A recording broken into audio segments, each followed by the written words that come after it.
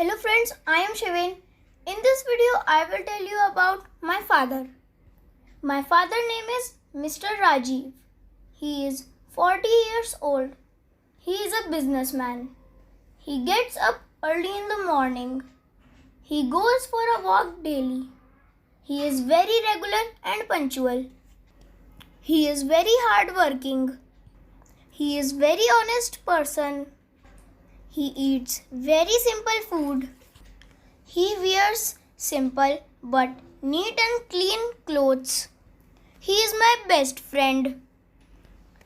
He teaches me to do good things. At bedtime, he tells me nice moral stories.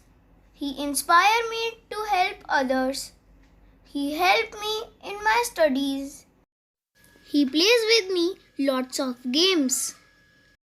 He loves me very much.